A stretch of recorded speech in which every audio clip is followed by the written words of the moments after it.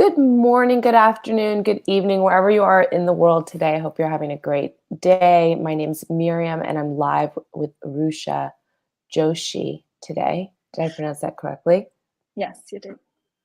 Perfect. Rucha is a product designer. She's helped launch several different products. That's how we connected to the Product Tent community. And most recently, she messaged me and I said, look, Rucha, this is so great, all these products you're launching, but let's come on my live stream and talk a little bit about product design and share all that these projects that you're working on with the broader community. So chime in your questions. You can put them into the chat or you can put them into the comments if you're watching this back later, and we'll make sure that we get to you. So Rucha, how are you doing today? You said it's kind of late. You're in India. What part of India are you in? I want all that information. All right. So I am in Pune, which is in the same state as Maharashtra, as Mumbai. So it's in the west of India. Yeah, and I'm here. So we work remotely, but every quarter we kind of get together with the company for a week and spend time with each other. So that's what's happening right now. Otherwise, I am from another state of India, Gujarat, and that's where home is currently. Yeah. And is that in South India or? That's also in the West. In the West as well. Okay. Yeah. I mean, it's such a huge country.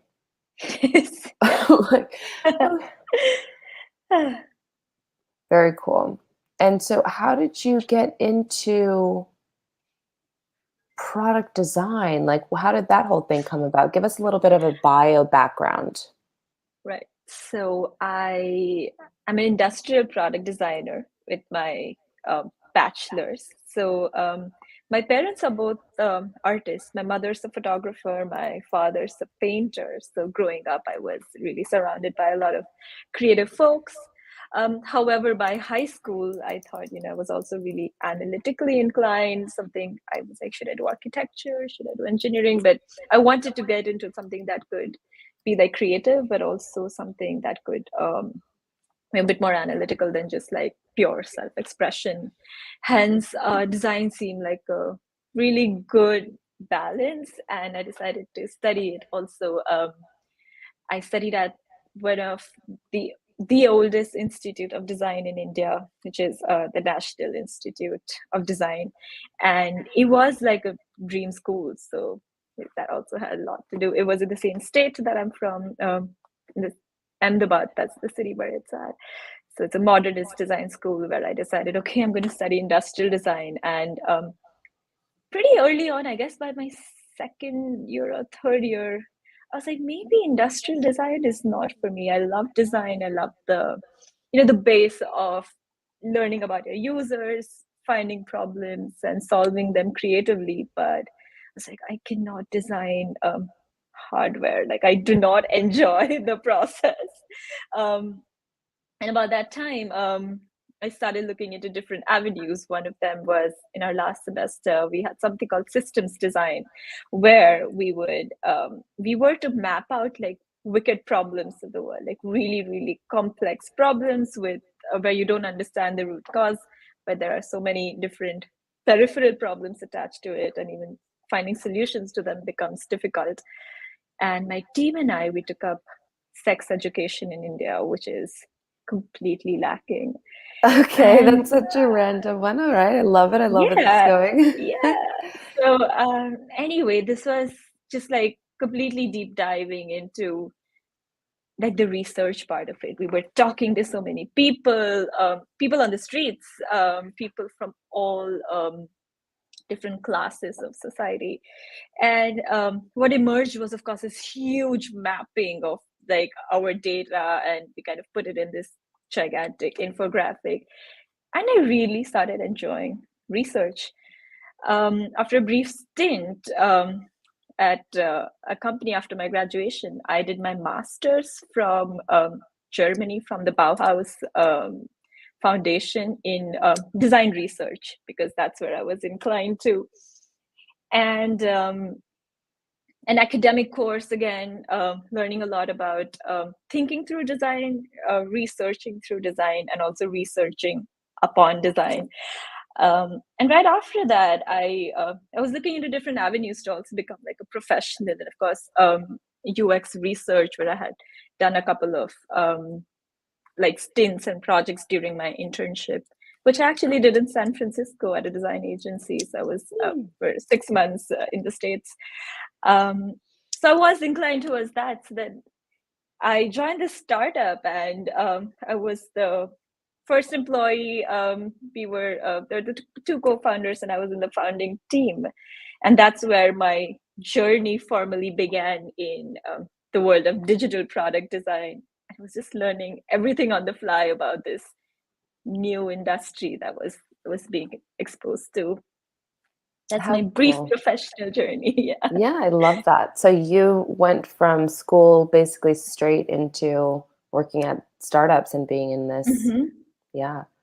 Yeah. And when you're working, tell us a little bit more about that. Like when you're working with, like, because Mm-hmm. I think a lot of people want to start businesses, they want to be a founder of a company, and Mm-hmm. we rely on product designers like you to help us bring our vision to life. So I'm Right. curious to know, how do you like working with a founder? Like, what kind of relationship do you like? I mean, at a startup, it's Mm-hmm. very small. Is it like Right. calls at all hours of the day and night? Like, I just I have a lot of questions around that. Right. So it is true. Like we do have a bit of an undefined working structure. Our processes are not super like straight up cut out. Um, but what's really enjoyable also is this sort of constant communication you can get from with the founders, which is which has really helped me kind of also grow at a pace that I did not envision if I had been working in a more established, larger company.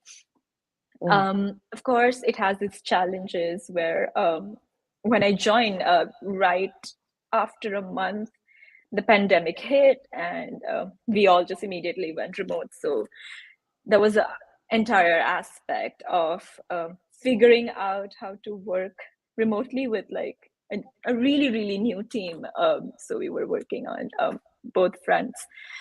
um, in terms of the business aspect, we are completely bootstrapped, so the founders have kind of put in their own money, and though they have had like successful exits before, so it's not like we were ever, or we haven't been really strapped for like cash, but we do work, and this is I think very particular to Folly Systems where I work, where we work at an extremely fast space. um, so sometimes we are pushing things onto the main product maybe like twice a week. So in those bits, the kind of conversations and decisions that we have to make are really, really quick. And we have to work, I, as a designer, have to work really closely with like the development team, or like the founders who would be making a lot of the product decisions. And now we're a team of 13 people, two other designers, we, and the rest are developers who are nine people. mm, So even in that aspect, since I am the oldest employee in this team, I have kind of been wearing a lot of different hats. So it's not only that I would do a lot of design, but of course, with my research background, I talk to users almost very, very frequently. So I do that aspect. Now I'm transitioning a little bit to product management as well, because so it's working in a startup is like whatever the hour demands, you kind of just like morph into to kind of fill that gap. Yeah, but like I said, the learning on like all of these different fronts has been amazing.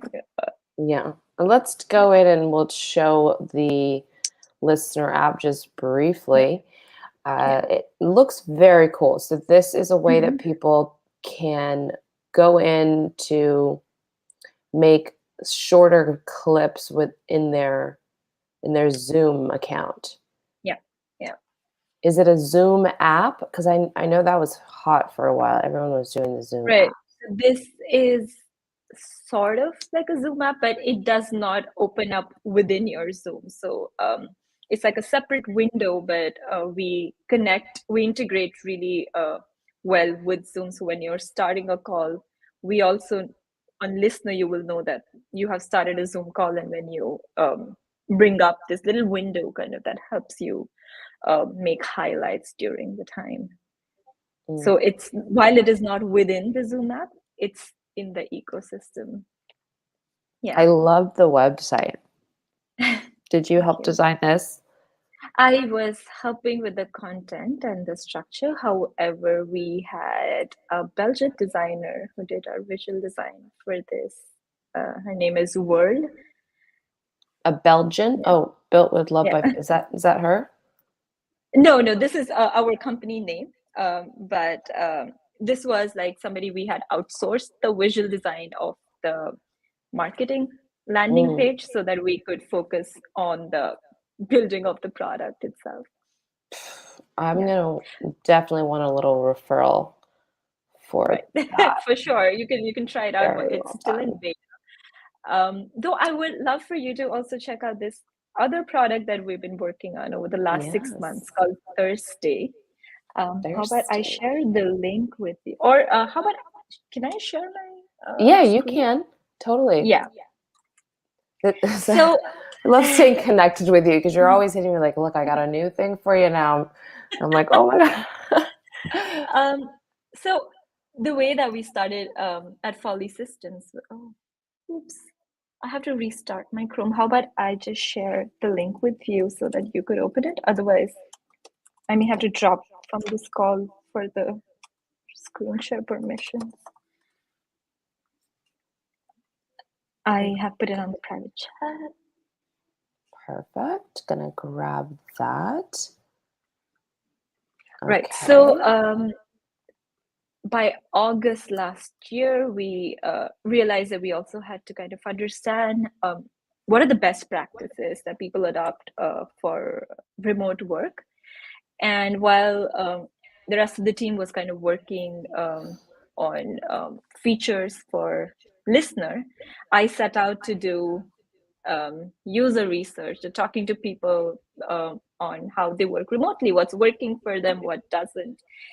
And through these conversations, this idea of like a platform where teams can, get out of their Zoom fatigue, Zoom grid, and come together, play with each other, have conversations, and have a good time together, and kind of then move back, just so that they feel a sense of connection. So we started working on Thursday during that time, and we were, again, like I said, super fast. In 3 months we launched it, because for me also, understanding whether a product works, whether people can use it well, whether there is actually a need for it, and whether the solution that we're kind of bringing to the people is what is actually helping them solve for their needs, is really important, so that we can go back to the drawing board and iterate if we're not on the right path.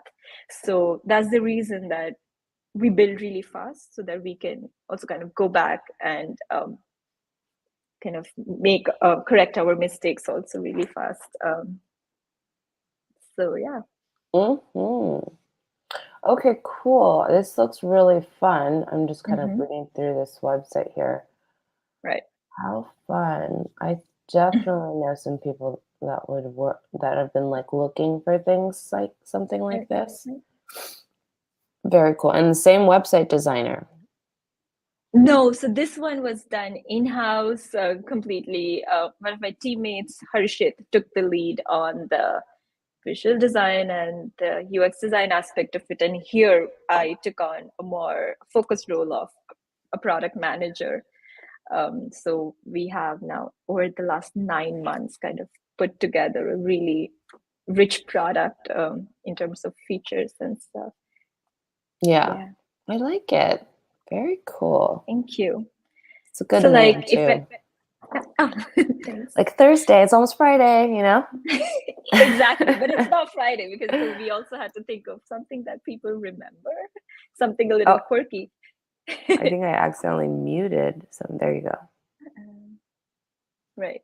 So even in terms of design, right, the kind of decisions we took for the direction of the visual design for like Thursday versus Listener were very different, because Listener is a productivity tool versus Thursday is some place where we want to invite people to kind of relax, have fun. So it has to have its own character depending on what product we are trying to position for people. So these were like the other considerations that I've also been going while we Mm. design products. Yeah. And you guys always do a product hunt launch. Mm-hmm. Tell us a little bit about your launch strategy when it comes to Right. product hunt. So with Thursday, we first we have these things called mixers. Basically, Thursday is a platform where you kind of come together and you can have play with these different activities that are on the platform.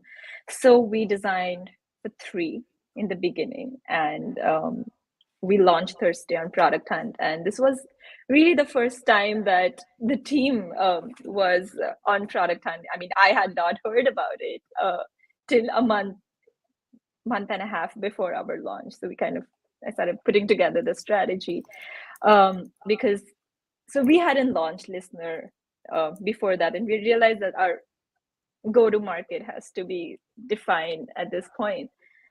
And during our Product Hunt launch, we of course did a lot of preparations, which I can get into the details later. But what came up from that is we got a lot of people trying out our product. So we knew that something's working here. So the way that now our strategy is that with every new activity, we call a mixer. Every time we design a new offering for Thursday, it is also a standalone product. For instance, you can play 2 truths and a lie on Thursday, or you could play trivia.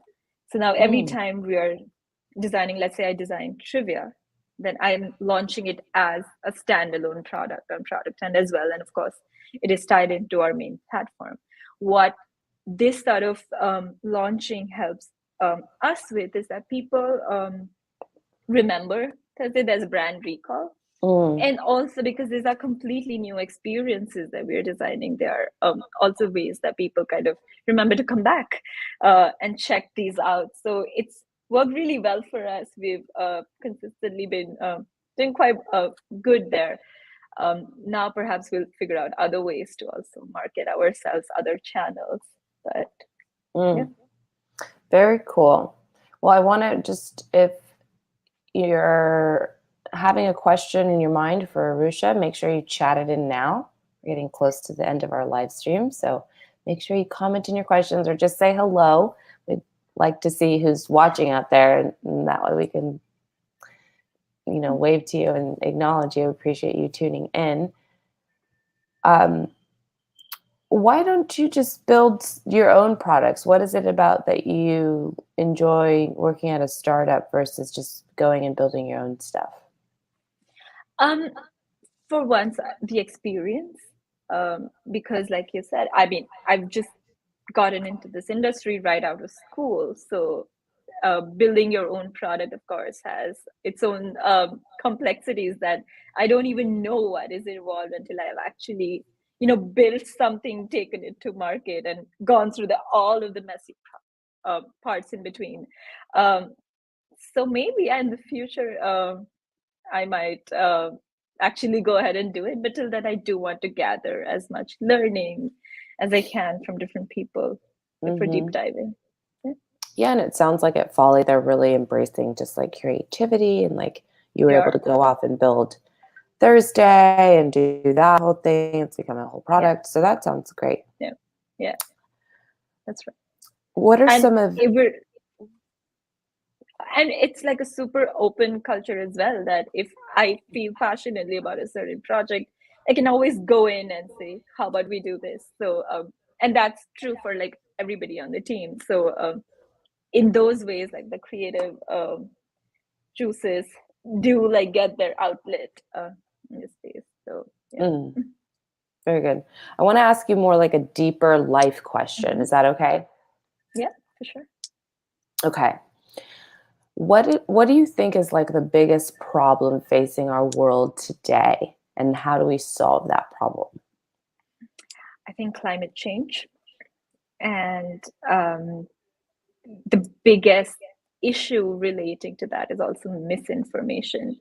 I think in terms of like an existential crisis, it's definitely climate change, but even to start solving it, we have to kind of relate it to it, solve the problem of misinformation, because there's like a large chunk of people who do not believe in it, and that also puts pressure on the authorities, governments, and of course people who benefit from the current status quo will not act on it if there's not enough public pressure. So yeah, for me, I do not know how best to solve it, but I think mass mobilization and like policy changes at like a systemic level is what is going to help change it. Like, I don't think putting like switching to paper straws or flying less, I don't think those are like the ways that's going to really solve for it, unless you put the onus onto the businesses and kind of design for better systems. I don't think otherwise we're really solving it at an individual level. Right. We're not going to move the needle. Got it.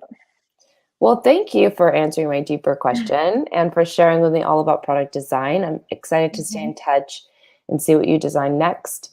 How can people get in touch with you if they have more questions? They could tweet at me. Let me just put in my Twitter.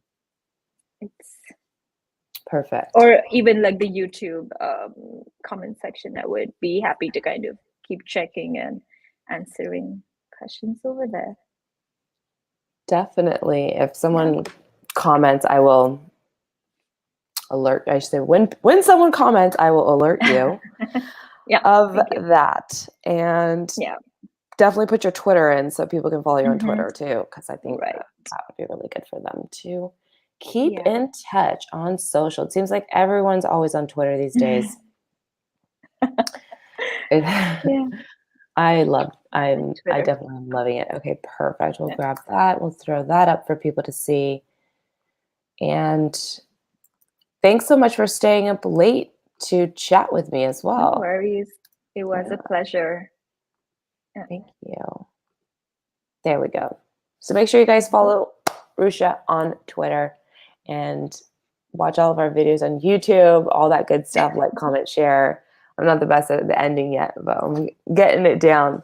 And I appreciate you taking time to come on my channel. Thank you so much, Rucha. Thank you so much, Miriam. Thank you. We'll talk to you soon. Bye-bye. Bye.